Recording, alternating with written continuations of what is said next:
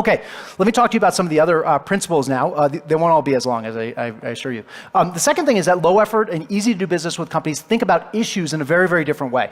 Now, I'm going to ask a bit of a rhetorical question. I'll tell you why it's rhetorical here in a moment. What's the worst question you can ask your customer during a service interaction? The reason this is rhetorical is that about a year ago, somebody in the front row of a meeting like this one blurted out, "What are you wearing today?" Which I will admit, in all of your companies will get you fired every day of the week and twice on Sunday if somebody catches you asking that question. So everyone laughed when they heard this, and I laughed too, and I kind of proceeded to make fun of the person who said this, who then grabbed me afterwards and introduced himself as the head of customer care at J.Crew.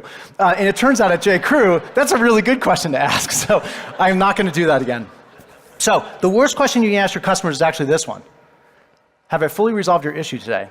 And that's a bummer, because as you're sitting in this conference, the people working the front line, your customer support representatives, your customer care folks, are asking customers this question at the end of every single service interaction you have.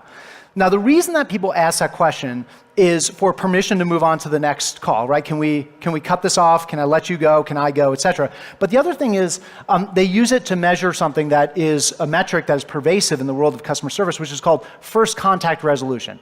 The extent to which we can solve a customer's issue in one call or one contact. And when we ask this question, the customer says yes, we give ourselves a check mark, and that feeds our first contact resolution metric.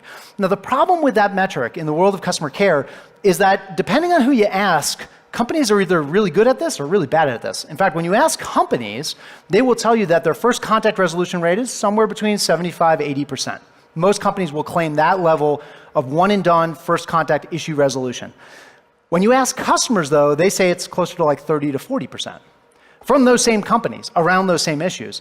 And the takeaway is this, is that companies and customers, it turns out, think about issues in a very different way. So if you were to ask a slightly different question, not why does our company fail to deliver first contact resolution to our customers, but rather, why do our customers even call us back in the first place? What you find is something fascinating, that 50% of the time when customers call us back, they call us back because we actually didn't solve the thing they called us about.